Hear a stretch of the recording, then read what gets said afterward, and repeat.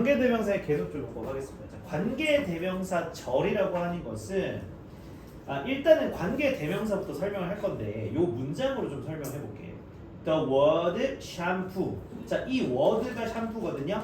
그러니까 샴푸라는 단어가 comes from the Hindi word shampoo. 이거 어떻게 했는지 난 몰라. 힌두어기 때문에. 힌두어 할 줄 아는 사람 없죠? 할 줄 아는 눈치 아니에요? 자, 이 힌두어를 할 줄 알면 약간 의심스러워 뭔가. 이거는 comes from이기 때문에 그냥 이렇게 괄호를 치면 될 것 같아.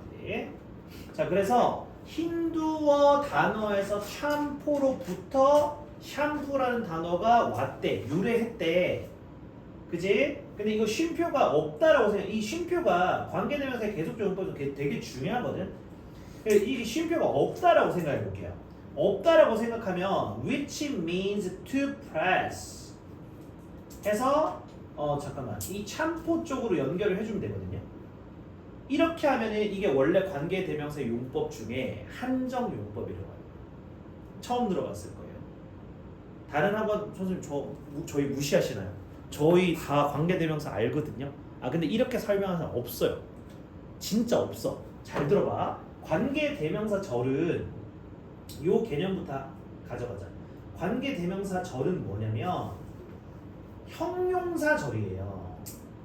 정원이 형용사가 뭐예요? 좀 질문 수준 좀 낮다. 자, 형용사가 뭐야? 명사 수식하는 거. 훌륭해. 당신은 훌륭하았어. 명사를 수식하는 거 이게 잘했는데요. 이게 형용사가 뭔지 우리가 요거를 한번 생각해 봅시다. 형용사의 용법은 두 가지로 나눠져요. 아까 전에 정원이가 이제 말한 것처럼 수식해준다라고 하거든요. 수식한다. 요거는 우리가 문법용어로 한정이라고 합니다. 수식. 한정. 이거 뭐냐면 정원아, 혹시 저기 길을 지나다니다 보면 좀 남학생들 중에 좀 귀여운 남학생 좀 본 적 있습니까? 좀 귀엽네? 새끼 좀 귀엽네? 이렇게 생각할 수 있잖아. 네. 그런 생각 한 적 있죠? 네. 그러면 그 친구를 어떻게 얘기하냐면 cute boy 이렇게 얘기해요. 지나가면 외쳐주세요. cute boy. 자, 이렇게 하면은 cute라는 형용사가 귀엽다는 뜻이잖아. 그 cute가 boy를 수식을 하는 거야. 그러니까 한정을 지어주는 거야. 왜 한정 지었어? 왜? 정원아, 지나다니면 온 세상 보이들이 다 귀엽나? 아니요. 그건 아니고 몇 명만 귀엽죠. 네. 그 중에 뭐 한 10명 중에 한두 명? 좀 내 스타일인 거 많이 없잖아. 그러면은 큐트라고 해주는 순간, 큐트라고 하는 순간 보이를 한정 지어. 너네 한정판 들어봤지? 뭐 세상에 100개만 있습니다. 이런 거 있잖아. 보이를 큐트라는 말로 한정을 지어주는 거예요. 줄여버린다는 거야. 그냥 보이 하면 얘도 보이고 얘도 보이고. 근데 큐트 보이 하는 순간 10명 중에 한두 명. 이렇게 줄어버린 거예요. 됐어요? 그럼 예를 들어서 뭐 스마트 앤 큐트 보이 어때? 더 적지. 네. 그런 사람 안다고? 네. 그래. 그래. 자, 근데 이게 형용사의 이 굉장히 고급 개념이다. 자, 잘 들어보세요. 그래서 이게 한정 용법이고 형용사의 두 번째 용법이 뭐냐면 서술 용법입니다. 서술. 서술 용법은 뭐냐면 야, 저기 소년이 있는데 그 소년이 어때? 라고 하면은 쭉 풀어서 설명을 해줍니다. 서술적으로. 그래서 a boy is cute 라고 하면 이게 형용사의 두 번째 용법인 거예요. 이 형용사가 두 가지로 나뉘는 거예요. 목적격 보호도 마찬가지다. 그러니까 이거는 봐봐, SVC 해가지고 이거 2형식이거든. 근데 5형식이라고 생각을 해봐. 5형식이라고 생각하면 예를 들어서 음악이 이건 안 적어도 돼. 그러니까 이해만 하시면 돼요. Me happy 이렇게 하잖아요. 그러면 이게 주어, 동사, 목적어, 목적격 보호잖아. 그 목적격 보호라고 하는 이 형용사가 이 명사를 수식을 해주는 거기 때문에 여기 형용사만 적어야 되는 거거든. 명사 수식하는 게 형용사의 일이라며. 맞지? 그러니까 이게 목적어가 명사니까 명사의 상태는 형용사로만 수식을 해줘야 되거든. 그러니까 여기 이 자리에 채윤아 해필리 안 되잖아. 근데 우리말로 해석하면 이거 행복하게 만든다니까 해필리 쓰고 싶잖아. 그러니까 이거 안 되니까 이게 시험 포인트란 말이에요. 우리말 해석하면 이건데 영어적으로 우리가 공부를 하면 목적어의 상태 설명이기 때문에 여기는 형용사 아니면 명사가 와줘야 된단 말이에요. 알겠죠? 그러니까 그런 게 있어요. 근데 여기서 쌤이 아까 쉼표가 없다고 생각을 해보라 했잖아. 이거는 무슨 이야기냐면 이거를 쉼표가 없잖아요. 그러면 관계대명사는 형용사절인데 이거를 한정용법으로 쓰겠다는 이야기예요. cute boy 이렇게 참포 which means to press를 한 호흡으로 가주는 거야. 그러면 누르다라는 뜻을 의미하는 참포 이렇게 해석을 한다는 거야. 자, 근데 잘 들어보세요. 여기에서 쉼표가 있다고 칠게요. 여기 있죠. 실제로 있죠. 그러면 쉼표는 우리가 숨을 쉬라는 의미잖아. 그럼 여기서 끝내야 돼요. 해석을. 여기서 끝내서 1번이라 쓰시고 이 쉼표 뒤가 2번이야. 그러면 여기까지는 해석을 합니다. 아, 그 샴푸라는 단어는 힌두어의 참포라는 단어에서 왔고 그것은 의미해 누르다를 의미해 이렇게 순서대로 해석을 해주는 거예요. 그러면 이게 어떤 용법과 유사해? 형용사절의 서술 용법과 매우 유사하단 말이에요. 이해돼요? 이걸 이 개념으로 이해해야 돼. 너네 고등학교 가서 이 개념 이해하고 있으면 관계대명사의 이해도 부분에서는 너네가 1%예요. 알겠어요? 그러니까 요 개념을 지금 이해하셔야 돼요. 근데 내가 지금 이해를 못했다. 지금 영상 찍고 있지? 다시 보세요. 알겠죠? 그거 나중에 링크를 달라고 하면서 드릴 겁니다. 자, 그러니까 여기 쉼표를 찍었다라고 하는 것은 그 소녀는 귀여워 이렇게 쭉 풀어서 이야기했잖아. 귀여운 소년하고 분명히 다른 거잖아. 내용은 같아도. 맞죠? 소녀는 귀여워 이렇게 풀어서 설명한 거란 말이야. 그래서 힌두어 참포에서 왔어. 그리고 그것은 의미해 누르다를 의미해. 근데 이거 위치가 의미하는 바는 지금 아무리 따져봐도 문장 전체는 아니야. 참포를 받아주는 거예요. 선행사로 바로 앞 단어를 받아주기는 하는 거예요. 알겠어요? 자, 그리고 쌤이 이거를 그리고 그것은 이렇게 이야기했잖아. 그리고 그것은 이라고 했기 때문에 이 위치를 뭘로 바꿀 수 있냐면 and is로 고칠 수 있는 거예요. 자, 관계 대명사의 이 말 자체를 분석을 해볼게요. 관계라고 하는 건 두 문장이 있기 때문에 그 문장 속에 관계가 생긴다는 거야. 문장과 문장을 연결을 해주는 게 접속사예요. 맞습니까? 자, 그리고 대명사는 그냥 말 그대로 대명사입니다. 자, 그럼 어떻게 돼? and가 접속사예요. it이 대명사예요. 그럼 이 위치를 and로 바꿀 수 있다라는 것이 그냥 형태적으로 봐도 우리가 합당하죠. 됐습니까? 자, 밑에 거도 해석해 보겠습니다.